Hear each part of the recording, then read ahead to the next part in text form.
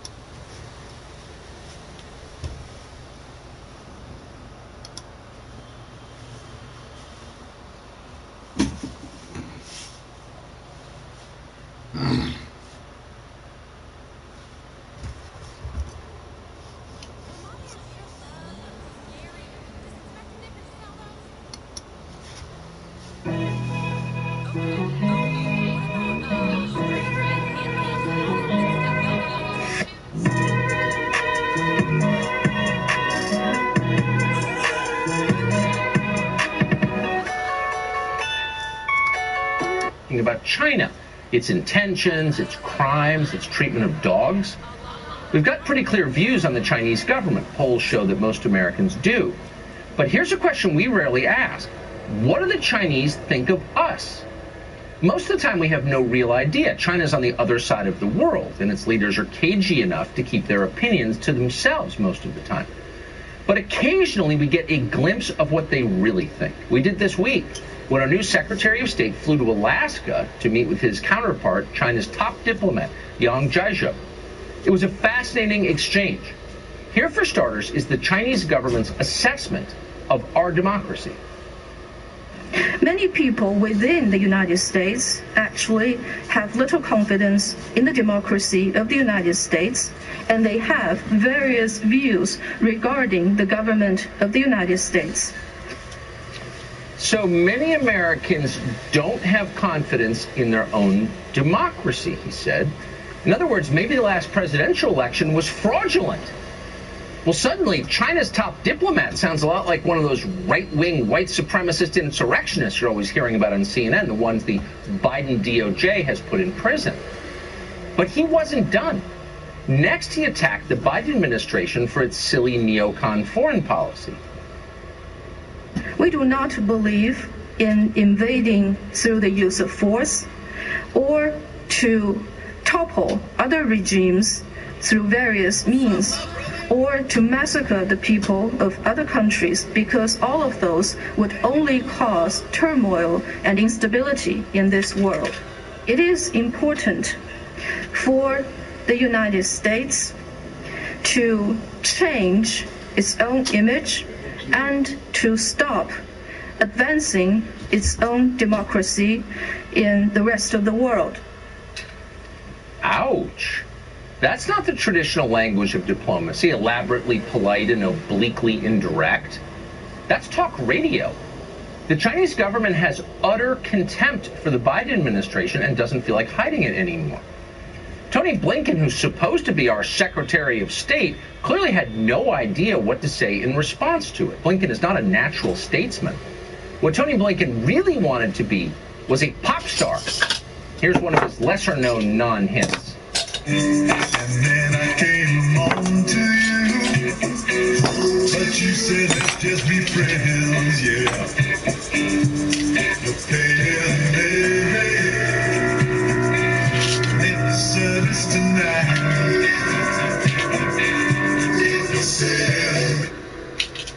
Our Secretary of State. It all brings you back to 1997 when the Hanson brothers were America's reigning boy band. Bop. That could have been Tony Blinken. But it wasn't. Instead, Tony Blinken learned to memorize political slogans, and over time, the Democratic Party gave him the State Department as a reward. But when it came time for a showdown with one of the leaders of the Communist Party of China, all Tony Blinken could muster was this. I have to tell you, what I'm hearing is very different from what you described. I'm hearing deep satisfaction that the United States is back. I have to tell you, what I'm hearing is very different. I'm hearing deep satisfaction that the United States is back. Just from the bumper sticker. Really? You're hearing that? From whom? But Tony Blinken couldn't say.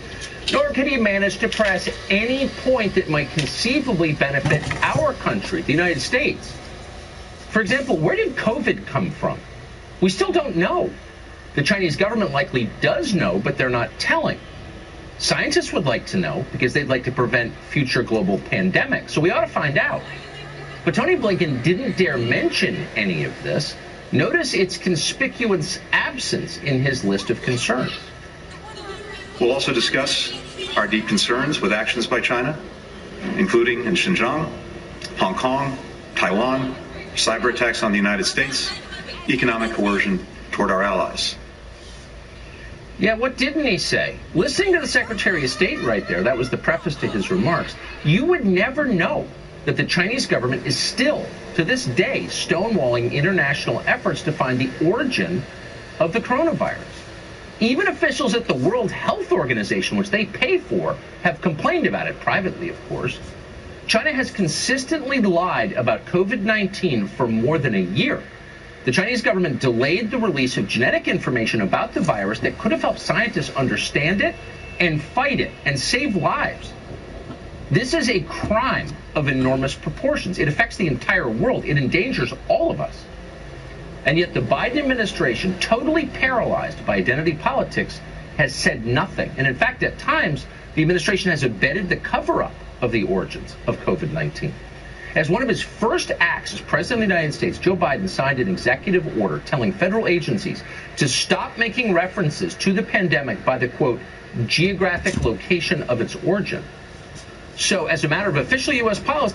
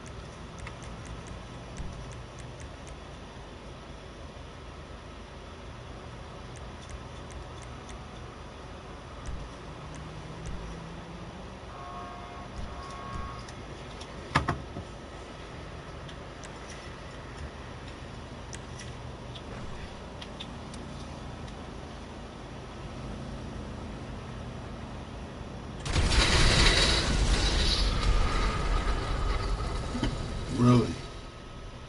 Really?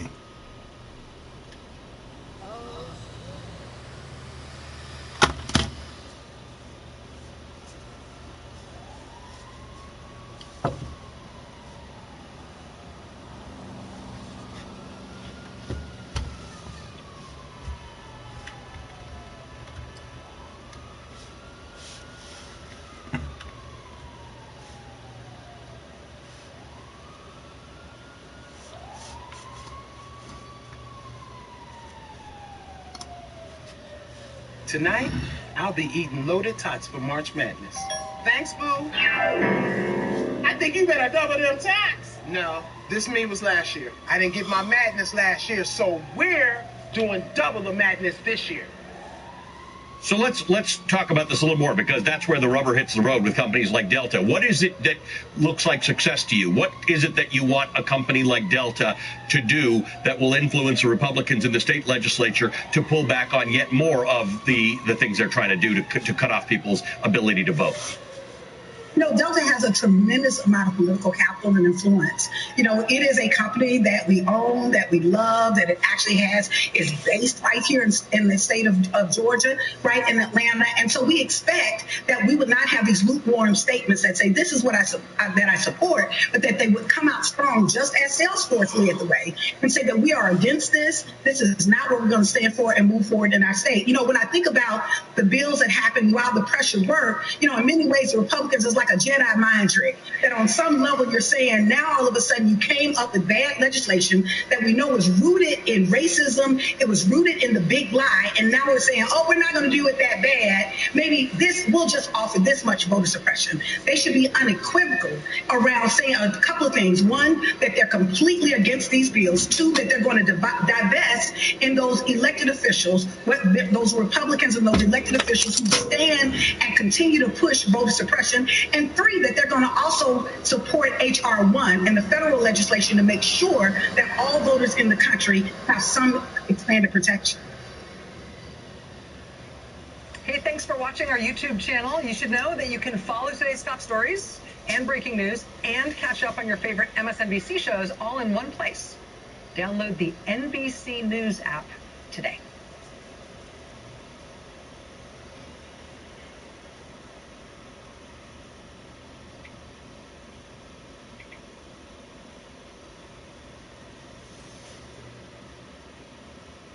March 4th, 2016. You want me to read this? Yes, please. Yes, sir. OMG, he's an idiot. May 4th, 2016. Now the pressure really starts to finish MYE. July 19th, 2016. Hi, how was Trump other than a douche? Melania? July 21st, 2016. Trump is a disaster. I have no idea how destabilizing his presidency would be. August 6th, 2016. I don't believe I wrote this text, sir. Okay, it's been attributed to you, so we'll go on to the next. Incorrect. August 8th, 2016. And I'll preface it by saying this for context. Ms. Page said, not ever going to become president, right? Right? No, he's not. We'll stop it. Repeat that again. No, he's not. We'll stop it. August 15th, 2016. I want to believe the path you threw out for consideration in Andy's office, that there's no way he gets elected, but I'm afraid we can't take that risk.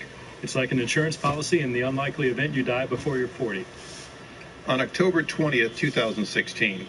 I can't pull away and I defer to the chairman. You can just use one letter if you don't mind. What the F happened to our country, Lise? Okay, read it again that way. Sir, did you not? Was it not intelligible? You just want to hear it? Yeah. Me to repeat it? Please. Okay, sir. Sure. Happy to indulge you. I can't pull away. What the F happened to our country, Lise? Why in the world do you believe that this committee should not ask for the record of similar text from your private account to find out what else you might have said about insurance policies or about the President of the United States or investigation? That is a rhetorical question you need not answer, and I yield back. Mr. Chairman, may I nonetheless answer? You may respond briefly, even though he said it was a rhetorical question. I appreciate that, Mr. Chairman. Congressman, what I think is critical, and I'm glad you brought up a lot of these, because I would like to make the point that I didn't bring them up. I just asked you to read your own words. Sir, if I may, what is important is that these texts represent personal beliefs just like those that you'd find on my personal phone. What these texts do not represent is any act, any suggestion of an act, any consideration that we need to do this or not do this. And furthermore, I would encourage you, as I believe I forget who I said this to earlier this morning, you need to read these texts in the context of what was going on at the time. So when I make the comment about Trump having no idea how destabilizing his presidency would be, that came on the heels of a speech where then-candidate Trump said he didn't know whether or not the United States should honor its commitment to mutual defense under NATO. I appreciate that, Mr. Chairman. Thank you very much. It's not briefly, Mr. Chairman. In light of these actual, no. Give him that opportunity. Everyone will suspend. I told the gentleman he could answer briefly. He has answered briefly. He has not finished answering. We will now turn to the gentlewoman from Washington, D.C. for her questions.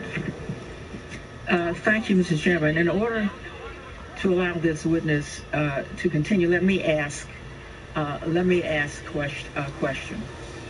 Mr. Strzok, you are a senior, or were a senior and experienced FBI staff person. Is that not right? I would consider myself a senior and experienced FBI staff person, yes. Now, you had been involved in the Mueller investigation of the last election involving Hillary Clinton and Donald Trump at the highest level. Is that not the case? If you mean by highest level that I had interactions with those cases with the director and deputy director and senior staff of the Department of Justice, yes. That's what I mean. Now, we've been reading from your personal phone and your official phone. Did it occur to you that your personal political messages, if they became public, might be misinterpreted in light of your role in the investigation? Congresswoman, to be very honest, I didn't anticipate that because I never thought these texts would become public. Well, even though they were, some of them were not on your personal phone. Oh, correct. Yes, that's correct. So that means anything that's on your official phone, of course, belongs to the public. So I just want to establish that this confusion between your public and private phone is part of our problem here today. Now, as we hold this hearing, I just want to note for the record that President Trump is on his way to a very controversial meeting with Vladimir Putin.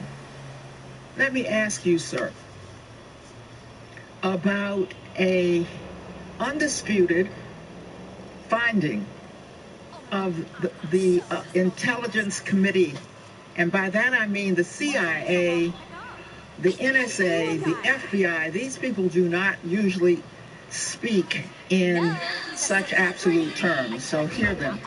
We assess Russian President Vladimir Putin ordered an influence campaign in 2016 aimed at the U.S. presidential election.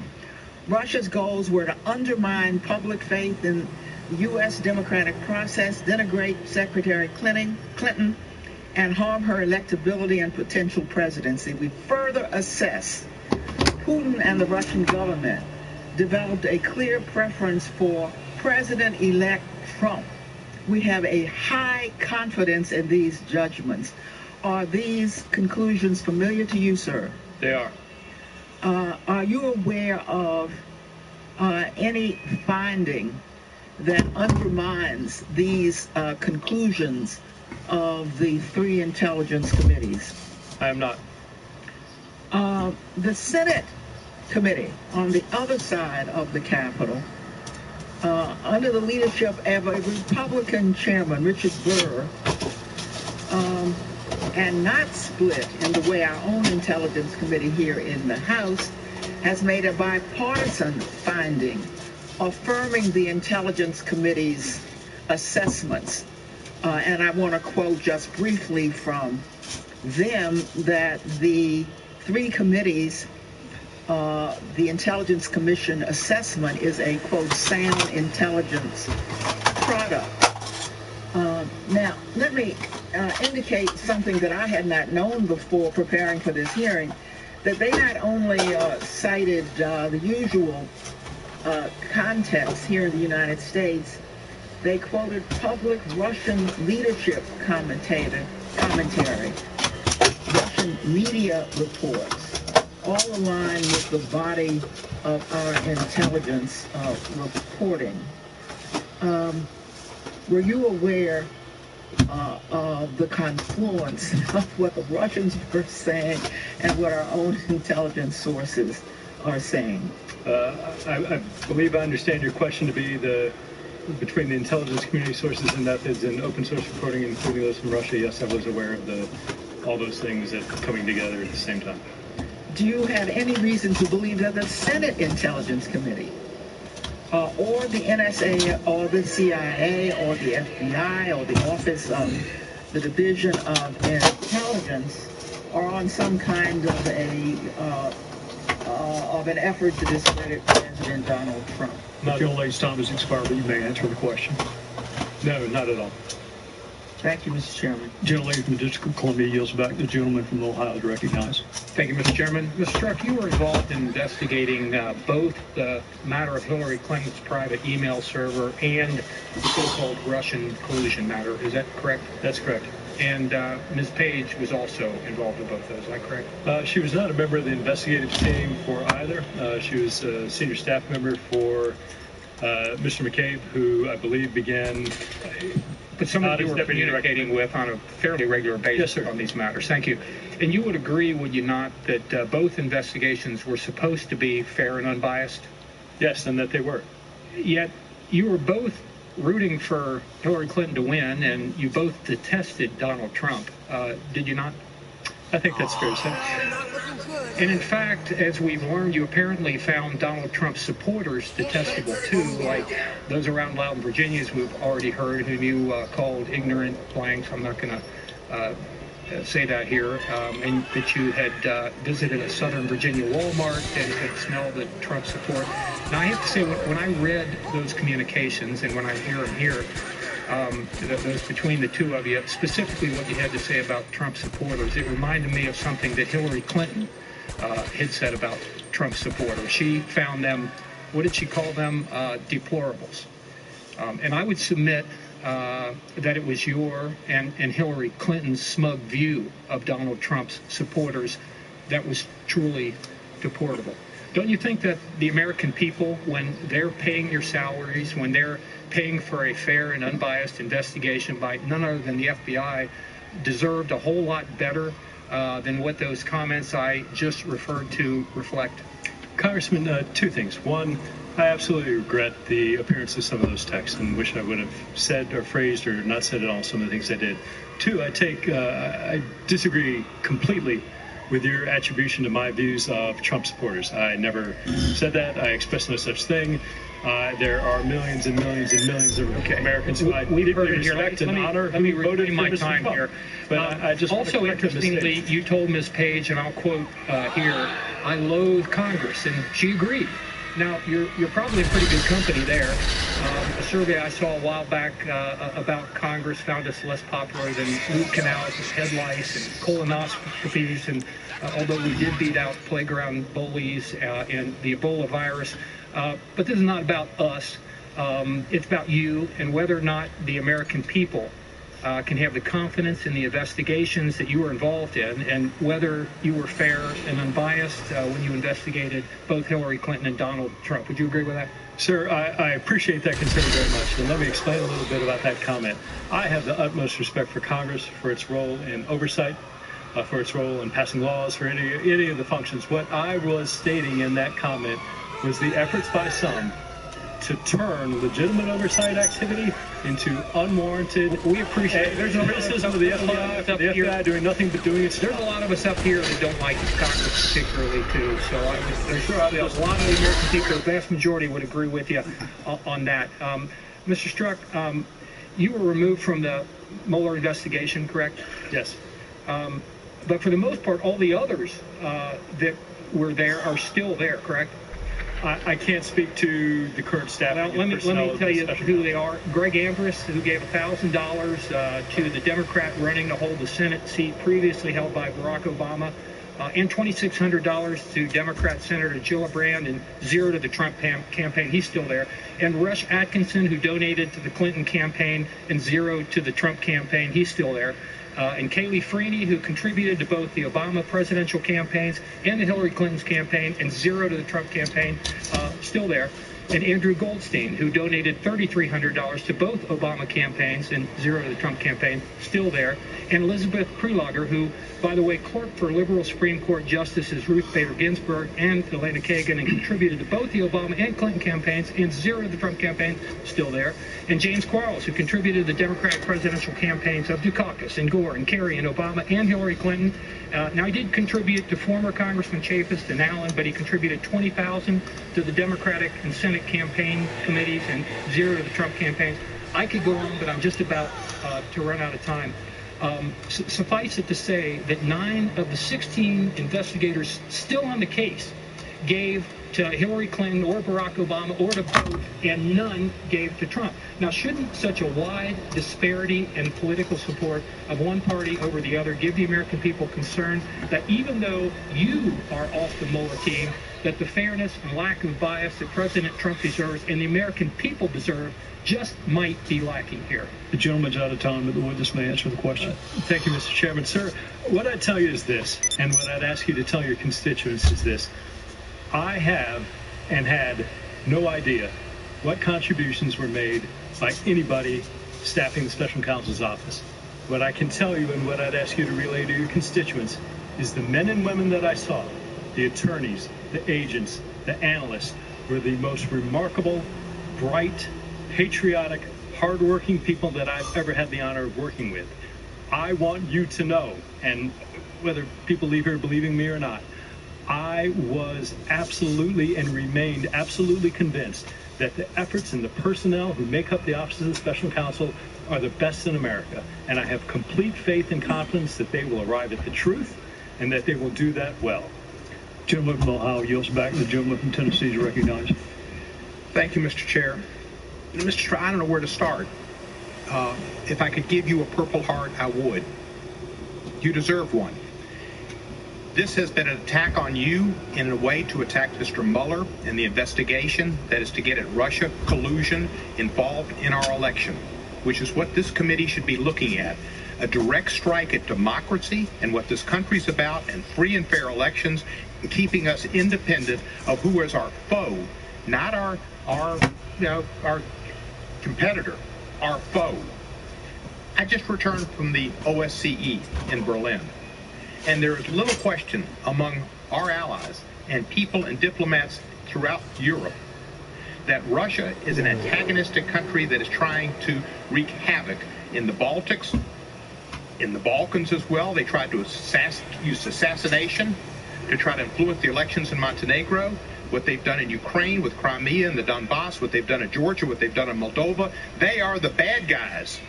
And you've dedicated most of your life to working in counterintelligence. One of your big cases, I think, was Donald Heathfield and Tracy Ann Foley. Is that correct? Yes, sir.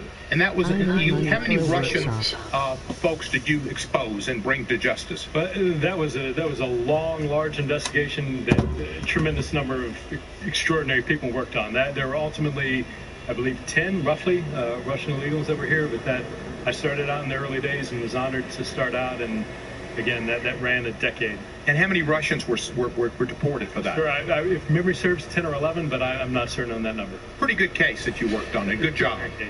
Did you work on Russia primarily when you were at the FBI in that area? At that period, early on, yes.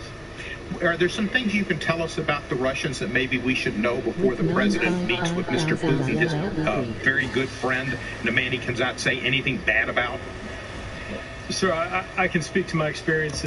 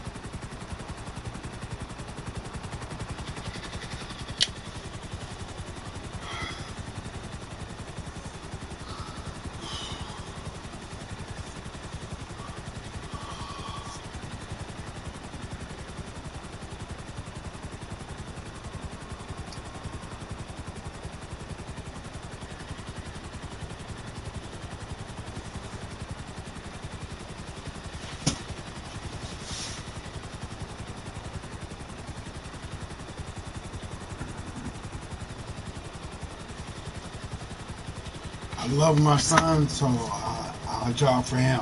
Nobody else.